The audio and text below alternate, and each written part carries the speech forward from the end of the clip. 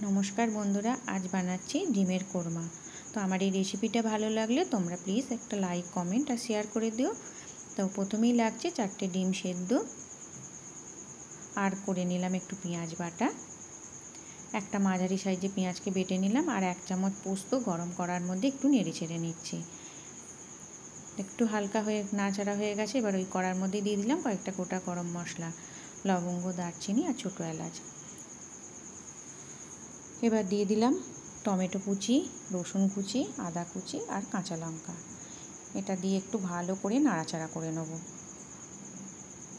একটু নুন দিয়ে দিলাম যাতে তাড়াতাড়ি নরম হয়ে যায়। আমার এই রেসিপিটা ভালো লাগলে তোমরা আমার চ্যানেলটাকে অবশ্যই সাবস্ক্রাইব করে দিও। পোস্তটা এক পাক গুঁড়িয়ে নিলাম, নিয়ে বাকি যে ভাজাটা করে রেখেছিলাম ওটাকে পেস্ট করে নিলাম। এবার তেলের মধ্যে ডিমটাকেও ভাজা ভাজা করে নিলাম আর ওই তেলের মধ্যেই দিয়ে দিলাম একটু পেঁয়াজ বাটা। পেঁয়াজ বাটাটা যতক্ষণ পেঁয়াজের কাঁচা গন্ধটা থাকে ততক্ষণ একটু নাড়াচাড়া করে নেব।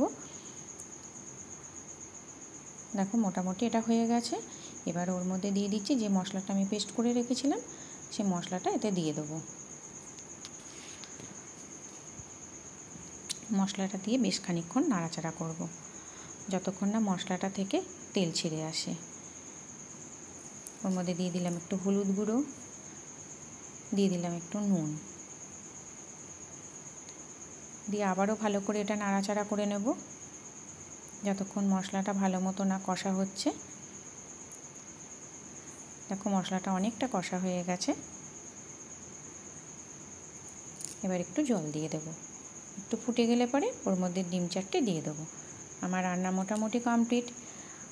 আমার রান্নাটা ভালো লাগলে তোমরা আমার চ্যানেলটাকে অবশ্যই সাবস্ক্রাইব করে দিও আর পাশে থেকো। অনেক অনেক ভালোবাসা পুরো ভিডিওটা দেখার জন্য।